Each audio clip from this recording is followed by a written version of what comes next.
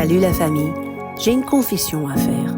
Dernièrement, j'ai été un peu frustrée avec mon téléphone portable, car il ne prenait plus de photos simplement et efficacement, et la fonction dictaphone ne captait plus ma voix. Face à cette irritation, j'ai entendu la voix du Seigneur. « Mais ma fille, dit-il, maintenant tu peux comprendre un peu mes sentiments quand tu ne vois pas les choses comme moi je les vois et quand tu ne captes pas ce que je veux te dire. » Imaginez la conviction de mon cœur. Ça vous est déjà arrivé?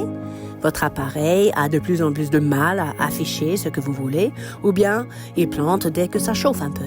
Avec le temps, notre smartphone ralentit. C'est parfois le cas de notre réactivité vis-à-vis du Saint-Esprit et de Dieu aussi. Alors, il est temps de remédier cela. Pour mon téléphone, la solution était une mise à jour. De quoi consiste une mise à jour spirituelle? Je suis loin d'être expert dans l'informatique, mais je trouve quand même énormément de parallèles avec mon téléphone. J'ai appris, par exemple, que simplement redémarrer le téléphone ne fait que reculer le problème.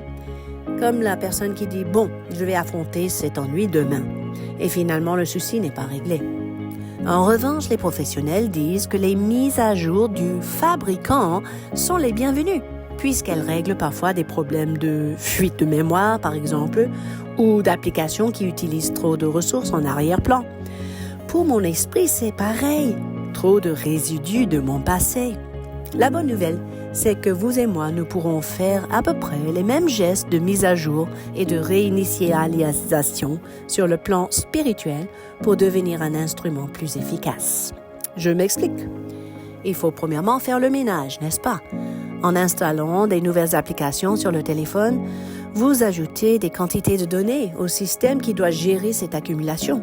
Parfois, une appli mal conçue va alourdir la charge du système. Mais il peut aussi s'agir d'une trop grande quantité de mémoire, de stockage utilisé, ou bien d'applis mal programmées qui consomment trop de vos ressources. C'est pareil si votre cœur est surchargé. Cela me fait penser à Hébreux 12, verset 1. Puisque nous sommes environnés d'une si grande nuée de témoins, rejetons tout fardeau et le péché qui nous enveloppe si facilement et courons avec persévérance dans la carrière qui nous est ouverte. Donc il faut aussi minimiser les choses inutiles, surtout celles qui posent énormément de ressources. Par exemple, les animations peuvent être réduites ou désactivées dans nos téléphones pour économiser de la mémoire. Certains sont sympas à l'œil, d'accord, mais superflus. Désactivez-les, tout simplement. Enlevez les activités trop chronophages, non fructueuses de votre vie et vous vous retrouverez allégé. Une autre chose à faire, supprimez les spams dans votre boîte mail, l'équivalent de renoncer aux mensonges.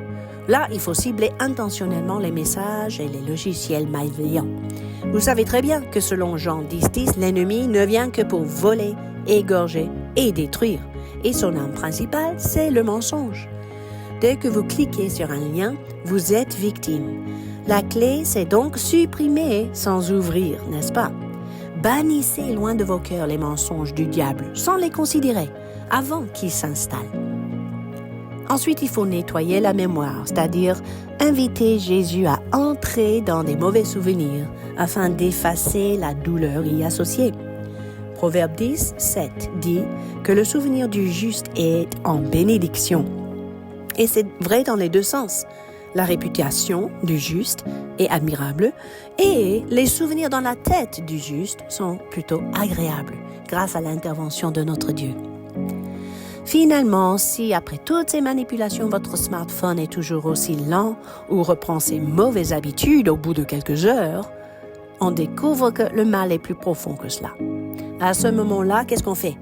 On conseille une réinitialisation d'usine, c'est-à-dire tout effacer après avoir sauvegardé, bien sûr, vos contacts, le journal d'appel, des messages, des applis importantes, etc.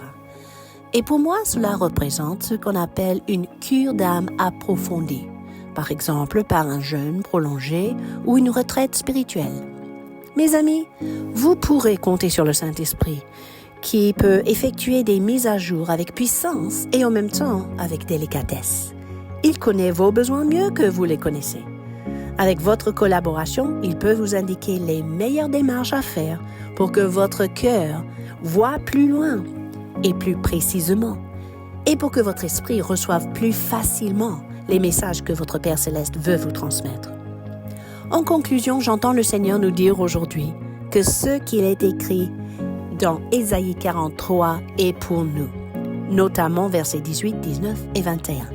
Écoutez la voix du Saint-Esprit qui nous dit « Ne pensez plus aux premiers événements, ne cherchez plus à comprendre ce qui est ancien. Je vais faire une nouvelle chose qui est déjà en germe. Ne la remarquerez-vous pas? Je vais tracer un chemin en plein désert et mettre des fleuves dans des endroits arides. Le peuple que je me suis formé proclamera mes louanges. » Écoutez mes amis, le renouvellement vous attend. Bénéficiez d'une belle mise à jour spirituelle et vous verrez les résultats. À bientôt!